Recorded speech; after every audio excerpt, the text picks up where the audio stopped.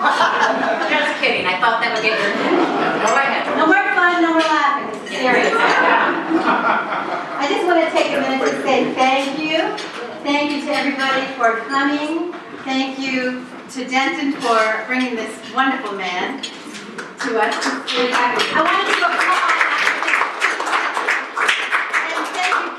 And thank you, Kathy and Amy and Amanda and everybody. Cast of thousands to make a delicious, delicious meal for us. And we're going to actually just run this video, I think about 10 minutes or something. Yes. So, and after that, I'll just get my seconds. Answering time. But thank you for your generosity today, too. That was just wonderful, wonderful, wonderful day. And Judy is the chair of our Community Action Committee. So if you have thoughts after this, things you've learned, things that you'd like us to follow up on related to this, be sure to let her know. Absolutely.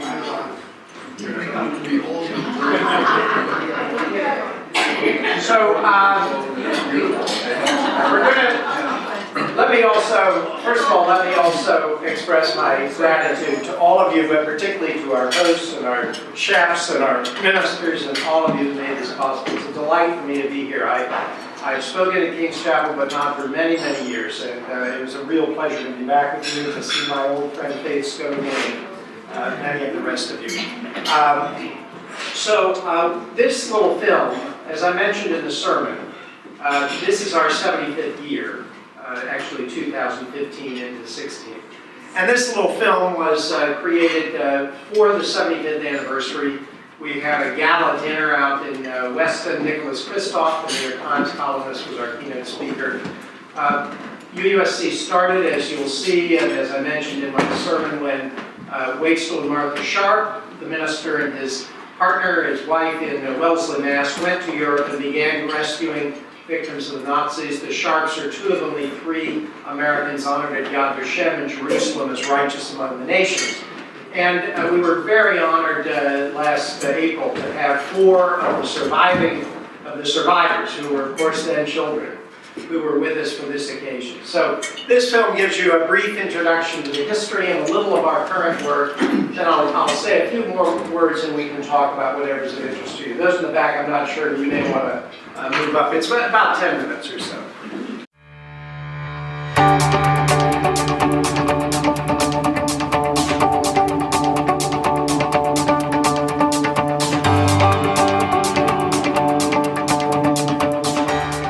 Our mission is to roll back those structures of oppression in order to empower people all over the world to take control of their own lives.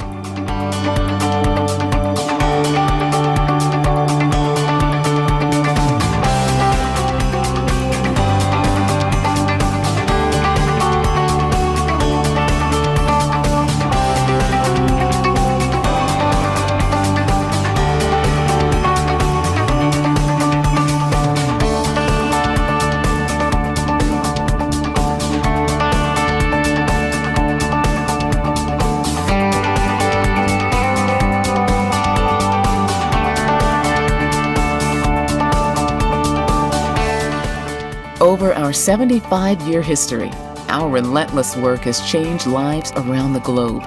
We turn innovative ideas into groundbreaking human rights realities. But where did it all begin? With a call to action. In 1939, Waitstill and Martha Sharp embarked on a rescue mission in Europe organized by the American Unitarian Association. From a post in Czechoslovakia, the Sharps helped dozens of children and adults targeted by the Nazis to escape to freedom. On March 15, 1939, the Nazis moved in and took the country. Trains were stopped, everything was in the country was stopped. I was going to put extraordinary effort into, and money if I had it, into getting those people out. The Unitarian Service Committee, officially established in 1940, grew out of that original mission. The organization opened offices in Lisbon, Marseille, Geneva, and Paris to provide assistance, medical care, clothing, and other services for refugees. The minute we got acquainted with the Unitarian Service Committee, things got just easier and hopeful. Here were people, human, absolutely human, who tried to help in the most generous way I ever thought would happen. I shudder to think what would have become of us without the Unitarian Service Committee. Following the example of its founders, UUSC acts quickly on behalf of people whose rights are at risk due to political conflict or natural disasters. UUSC supports grassroots organizations, those groups that are highly effective but often overlooked by larger, more traditional aid organizations or by governments. We give them not only financial support, but we strengthen their leaders, we give them voice, and we support their agency. The relief operations in any country are always mounted by the majority force, by the powerful in that society. And so they have the same lenses that discriminate against women, against people of color, against LGBT community. We bring the lenses of race, class, and gender to our work in order to have the most impact and effect social change. For example, during World War II, when Japanese Americans were forced from their homes in the United States, UUSC established hostels for them in New York and Boston. And in the 2000s, when women in Darfur were being preyed upon in camps for displaced people, UUSC created women's centers and a training program for local police that was adopted by the United Nations. Today, UUSC continues to lift up innovation emerging out of the affected communities themselves. After the 2010 earthquake in Haiti, UUSC partnered with the Papai peasant movement to pioneer a new concept in sustainable living called eco-villages. Each village is home to 10 families who fled Port-au-Prince to start new lives. These families are now thriving, using sustainable farming techniques and recycled container gardens to grow food for themselves and to make a living. The first eco-village was so successful that it attracted funding for 5 more, plus a school and a clinic.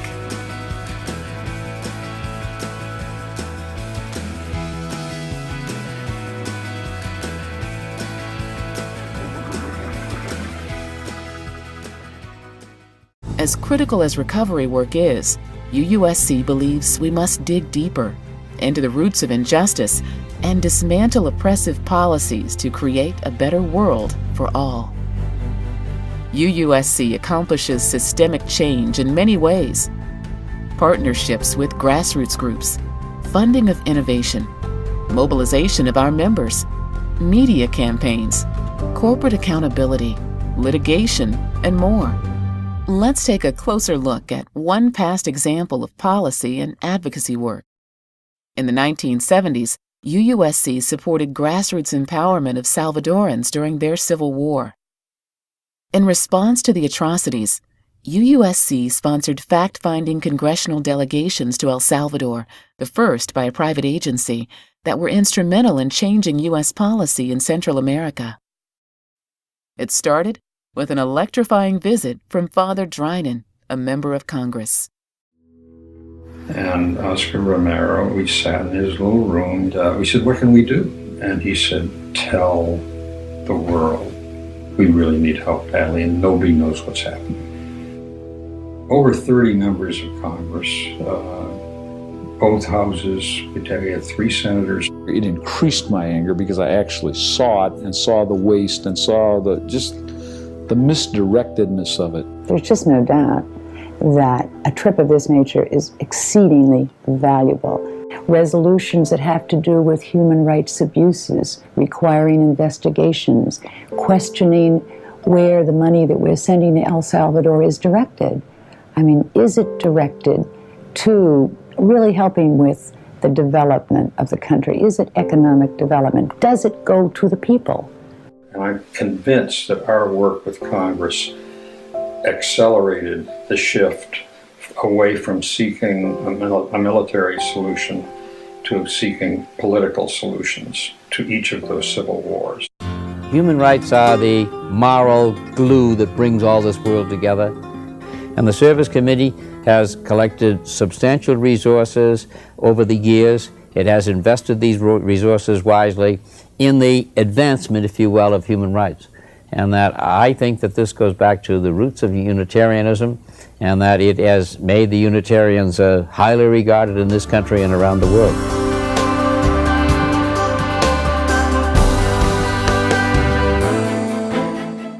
Our successes have always depended on our members. Around the world and throughout our 75 years, members have organized clothing collections, provided nursing care, offered time and expertise, and more. In 1994, UUSC created JustWorks, a robust service learning program. In the United States, UUSC volunteers helped rebuild the Gulf Coast after Hurricane Katrina. Over 2,000 volunteers repaired more than 2,300 homes in New Orleans and Biloxi. Today, UUSC continues this rich tradition of service together with the Unitarian Universalist Association through the UU College of Social Justice. At the heart of our service learning and justice journeys is our conviction that the most important service we can offer is our work for justice wherever we live. By ensuring that our local partners, those most acutely aware of the challenges they face, lead the work, UUSC volunteers become true collaborators with our human rights partners. But how do we know we're successful? Well, in three ways, because from the very beginning of every project, we articulate clear expected outcomes. Secondly, we engage in a systematic process of impact assessment. And finally, and most importantly, we learn from our mistakes. That's why, dollar for dollar, UUSC is the best human rights investment you can make. And that's also why Charity Navigator gives us 4 stars, the highest rating it can give for transparency and efficiency. For 75 years, justice and compassion have compelled so many people to take action with UUSC. You have made our work possible. Just as Martha and Waitstill Sharp answered the call so many years ago, you are answering the call today. The call to build a world free from oppression and injustice, where all can realize their full human rights. Join us today and for the next 75 years as we continue to transform human rights ideals into everyday realities.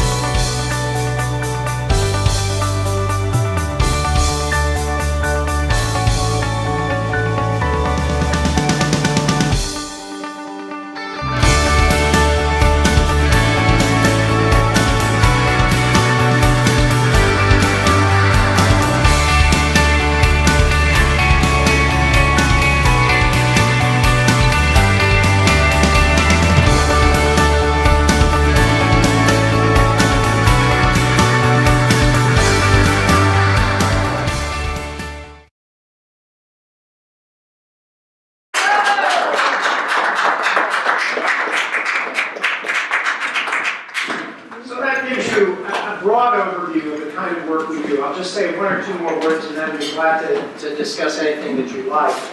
How does the Service Committee find these projects, these partners? It's often a question that we're asked. We have on our staff people who are some of the top experts in the world in the areas in which we work. Water and climate change, economic justice, disasters. And these folks' jobs, in large measure, is to use their networks of connections around the world to ask 2 questions. First is, which communities are not yet being served? Which have been overlooked? Which are the least powerful, the most marginalized communities? If a big agency is working with that community, then UUSC doesn't want to. We don't need to. We're relatively small. We can't compete with USAID. We can't compete with Catholic Charities.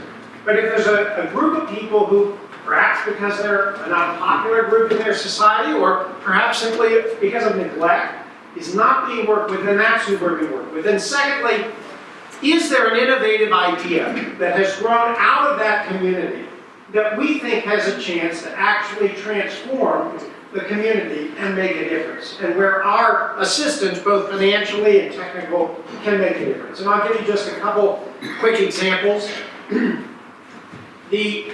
Kenya, the GDP is about 80% of Kenyan gross domestic product is based on what's called the informal economy. And a huge percentage of that informal economy are street vendors and street workers.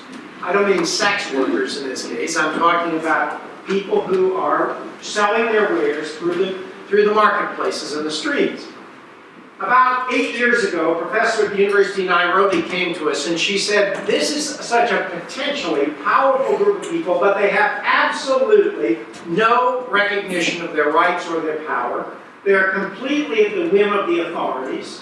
If it rains, they are not sheltered from the rain. If it's too hot from the sun, they're not sheltered from the sun. The police can harass them without any kind of a retaliation or retribution, or totally with impunity. UUSC met first with a group of about 20 or 25 street vendors, and we began hearing their ideas about how they might organize themselves. 5 years later, CANASTA, the Kenyan Association of Street Vendors and Traders, had 15,000 members. Wow.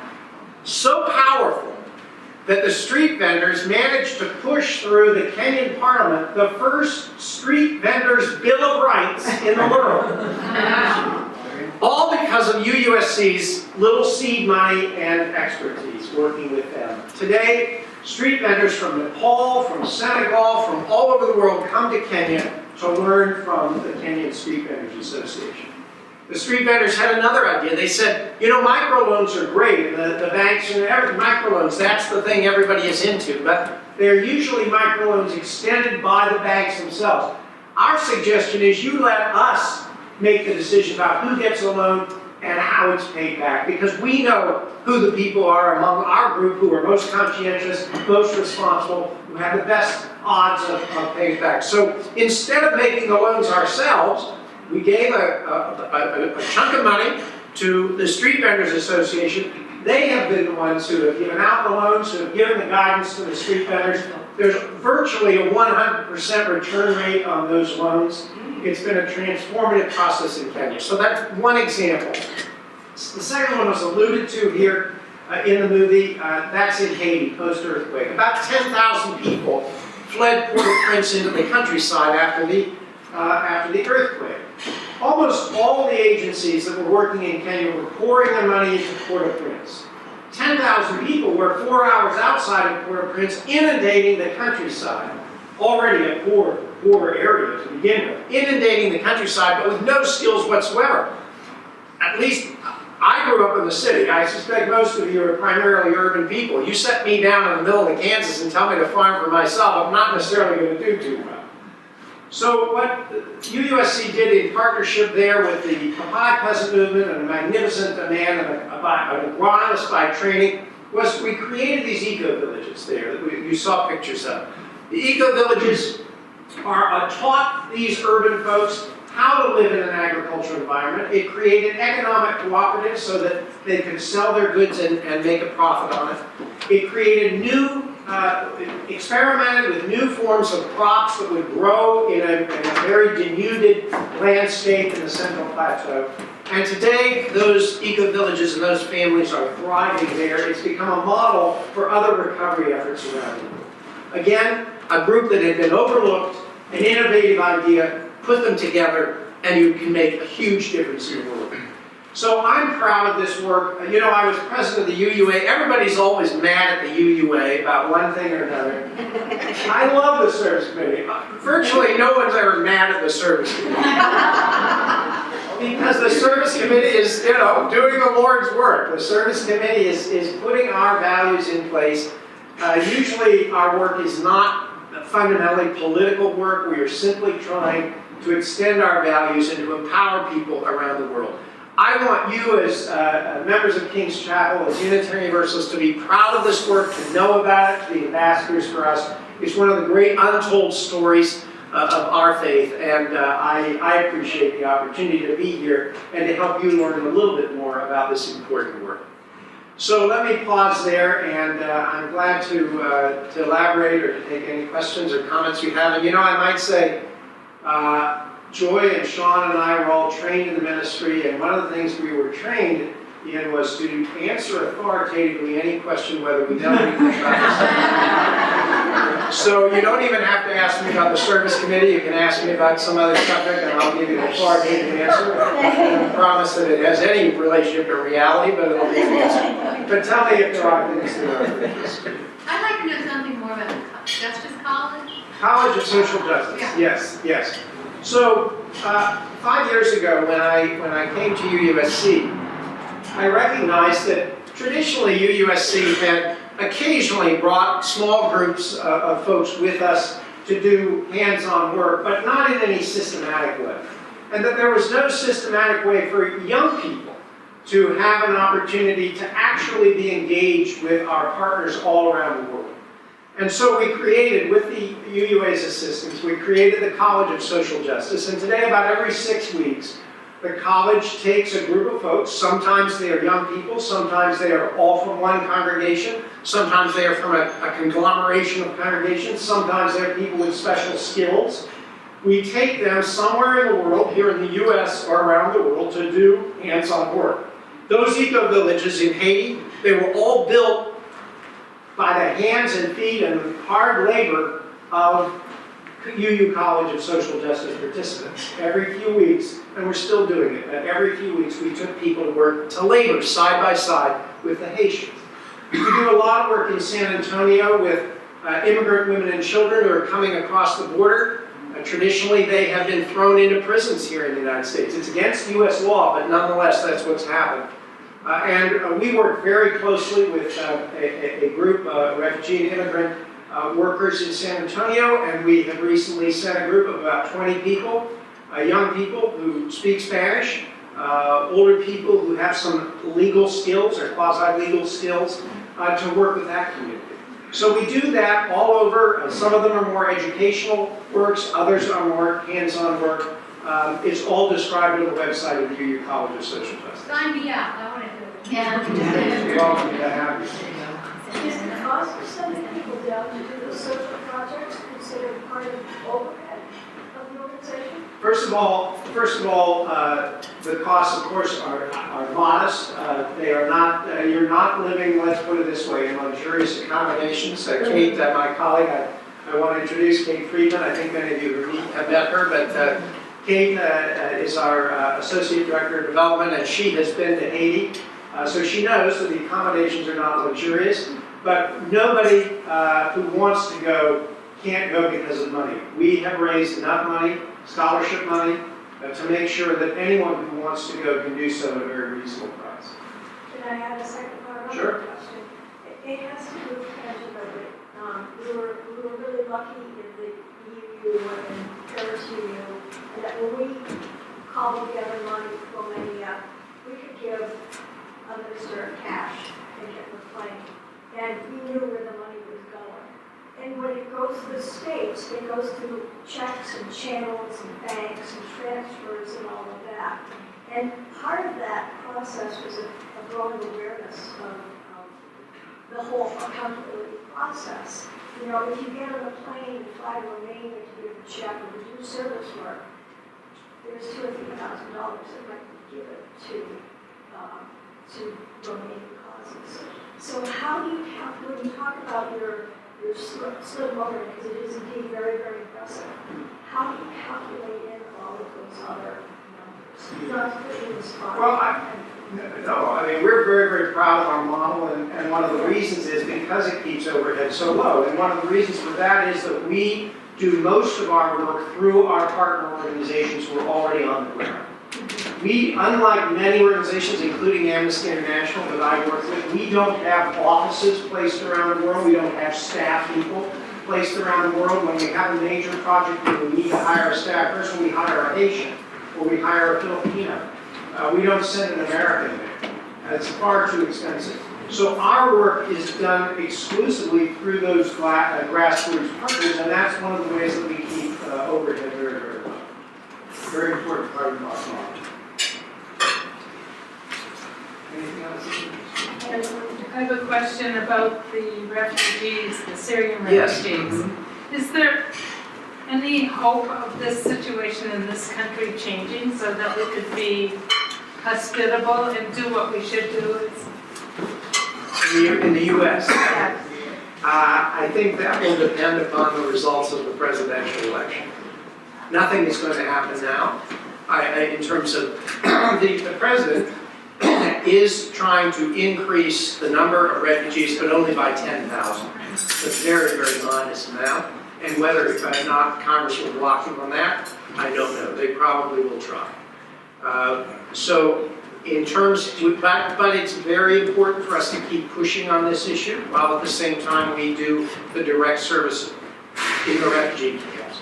Very important to keep pushing on this. To me, it seems as if, how are these people going to remember us in years to come?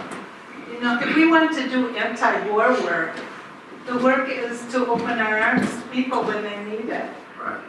Well, I think it's a very self-defeating policy, there's no question. And it's not only self-defeating with the refugees themselves, but with our European allies, who are themselves obviously struggling with a huge problem.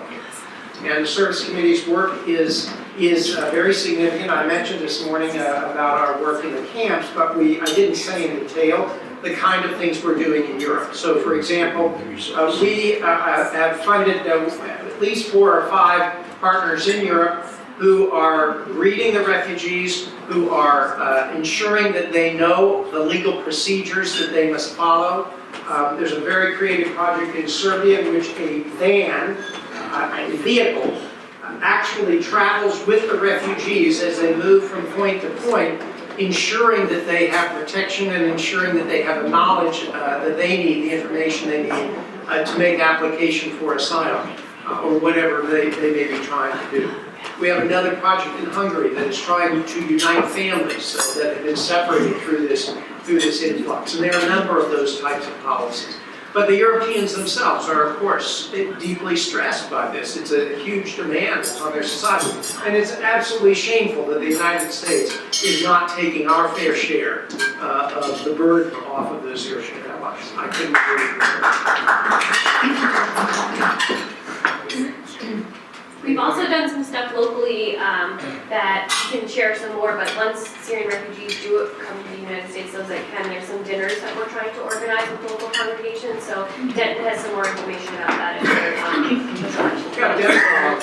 Is there any way we can help them in Syria, but they got to come over here to get help? Why can't we take the help over there? And that's what we're doing in the refugee camps. They really want to be a part of this culture any more than we want to change our culture. Well, can't something be done over there? That's what we're doing in the refugee camps in Turkey. We can't physically get into Syria. We're not permitted to get into Syria. Wow. And even if we could, we probably couldn't function there outside. Well, that's what they need to work on. That's what Obama needs to work on. Well, that's a different issue. Jet, do you want to say a word about the... Well, it's your material. Why don't you say the closing remarks? Yeah, are there other questions? Let's take all the questions. Yeah. Yes.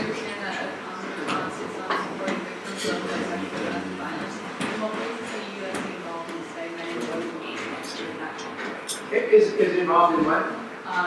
Sexual justice, sexual violence, and violence prevention justice. Yeah. With men and boys. So I would say that most of our work in that area, gender justice and sexual violence, has been with women and girls. This is probably true. I'm not sure. Well, you talked about the... Sorry. Well, I will. But what we are starting, I just yesterday received a report from our staff officer. What we are very eager to engage in is issues of LGBT rights in Africa. This is one of the most frightening and difficult parts of the world to work on these and transgender rights. And those projects, which we are just beginning, and it will be at least a 5-year commitment to that, will engage those. The work that we have done to this point has primarily been with women and girls. I'll give you one example from Darfur, Sudan. We worked very closely with women's rights groups in Sudan during the genocide in Darfur.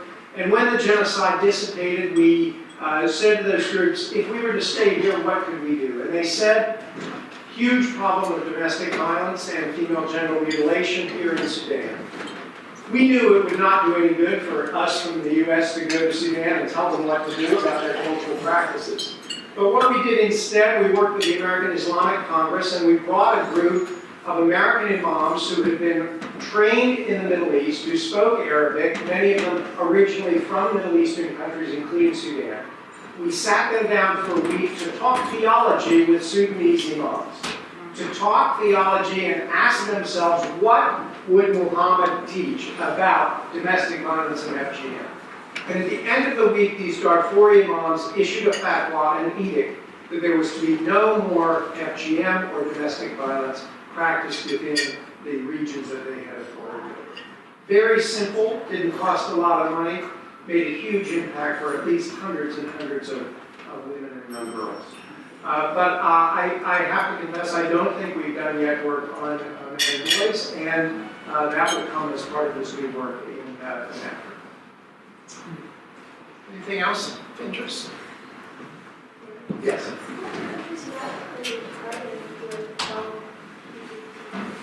Yes, well, we haven't made a final decision. We are probably going to work primarily in East Africa. That would be in Uganda, Kenya, Tanzania. There's already a fair amount of work in South Africa. So we probably will not go there. As I say, we look for places where there isn't already a lot of assistance being provided. So it will probably be in those three countries. But again, this process is, there's a huge international conference that we're going to be part of in South Africa in a few months that will then delineate much clearer places that probably those countries. How can we as individuals and as a church community help? Well, there are all sorts of ways. I mean, certainly the College of Social Justice is a perfect vehicle. The trips are not all long or arduous trips. There are opportunities for young people to do summer interns, to do training in social justice. So to the extent to which you have young people in the congregation who would like to be involved in that, the college is a perfect way to do that. But there are also all sorts of opportunities online. We have a very robust online campaigning system. And we are able to mobilize thousands of people very quickly around particular issues that we are engaged in. So signing up for that is an easy thing to do that costs no money and is a vehicle for being directly involved. What else should I? And then we have some we've started a new justice building program, so congregations can have a justice building liaison who can work on helping with some of our social justice activities, whether that be the refugee dinners I mentioned or other activities, whether it's a march for climate change, those kinds of things. And I have some handouts to give you on that as well, if anyone else is interested in that. But I'll get to you in just a minute. What we've decided is so important. Most congregations have two problems. The first problem, assuming they want to do something in the area of social justice, the first problem is they can never agree on what to do. And the second problem is even if they can agree on what to do, they don't necessarily have the skills to do it effectively. So our new justice building program is designed to help congregations that are interested do both those things. First, discern what is it we want to focus on so that we're not running in 1,000 different directions. And secondly, once we've decided that, how do we get the skills to be really effective agents of change? We are training people who are going to be available to all of our congregations across the country who want to be engaged in those ways. Our goal is that 2 to 5 years from now, we're going to have at least 200 congregations that are really effective agents of change across this country.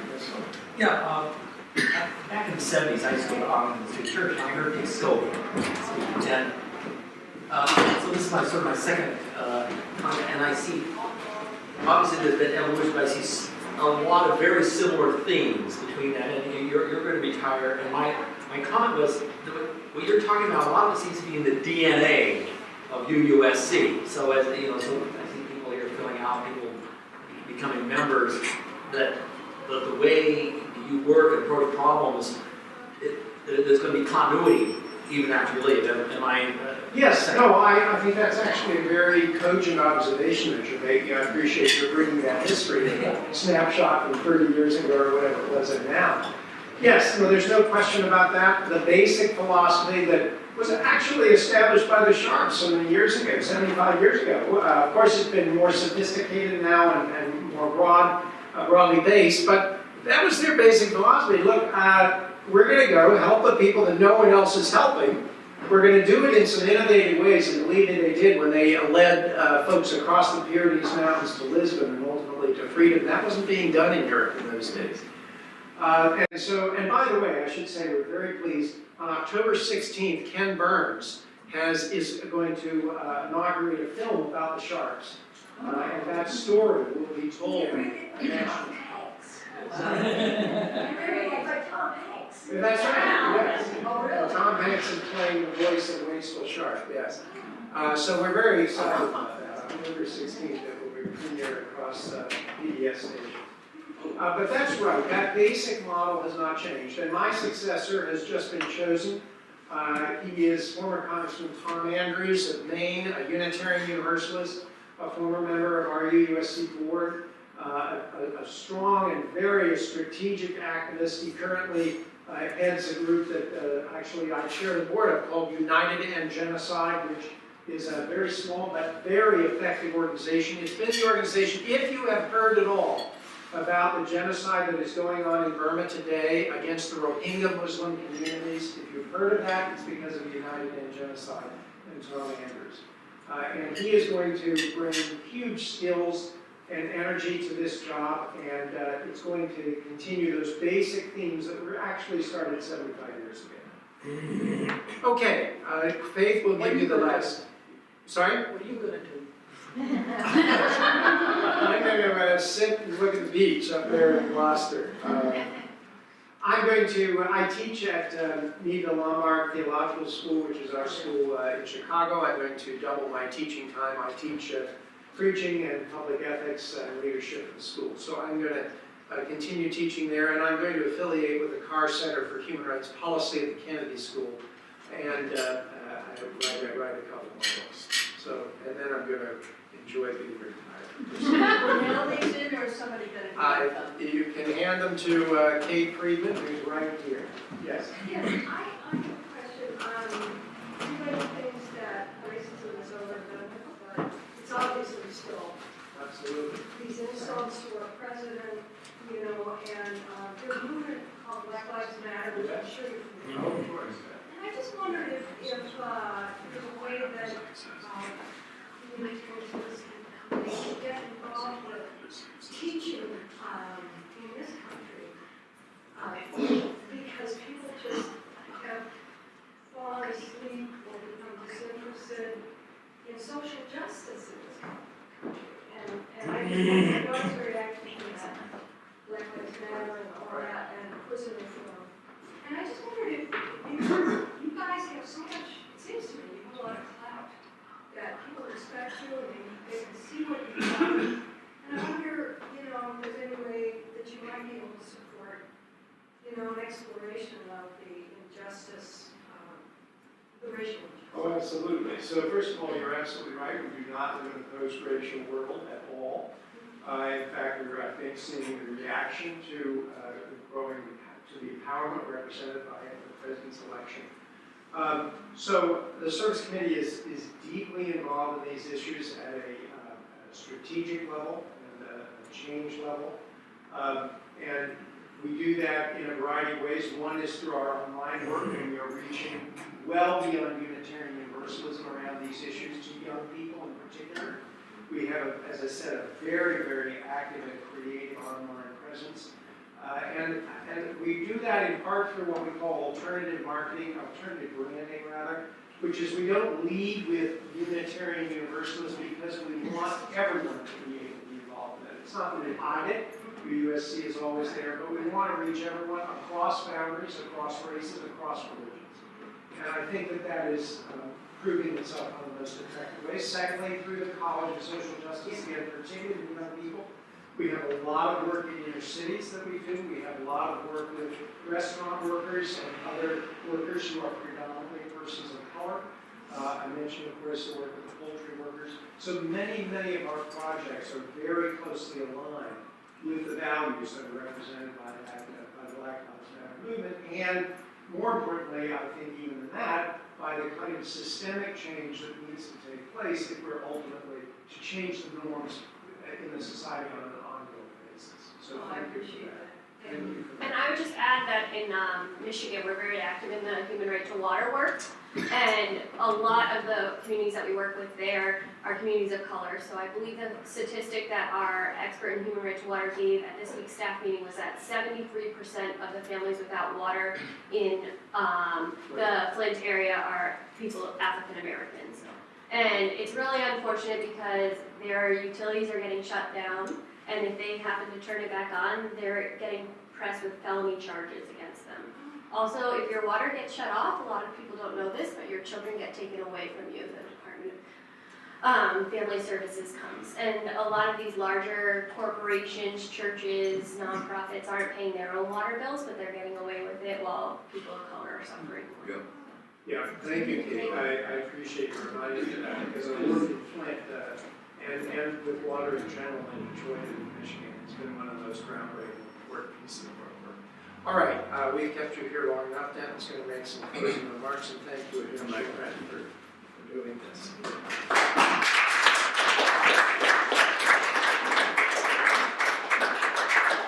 On all of our minds at King's Chapel are the horrors of injustice. But there is something worse, and that's accepted injustice.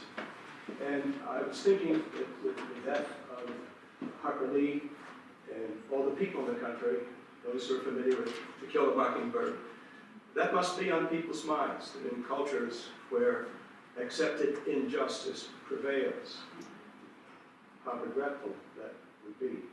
I have to, on behalf of everybody, thank Bill and the UUSC because they don't accept injustice, and I don't think King's Chapel does either. And this is proof of it today. There are opportunities for us to go forward, and I think already Judy's accepting these sign up for the UUSC membership or contribute. And I was given, thanks to Kate, an event because I asked what are some things we could do, and she has suggested that on Sunday, April 3rd, there's something that for those who can, I assume we can put this between Sundays that you enjoy. I'll just read it. UUSC is co-sponsoring a documentary screening and public talk by filmmaker and religious scholar of liberation theology, Reverend Dr. Miguel de la Torre. His 55-minute film, Trails of Hope and Terror, reveals the underlying causes of mass migration and the human rights violations occurring on our southern border, as well as how communities of faith are taking action to stand in solidarity with people along the migratory route. There will be more to follow on this. Thank you, Bill, and thank you, Kate, and all the people who made this possible, and the Community Action Committee in particular. And now, our associate minister, our assistant minister, now promoted to associate.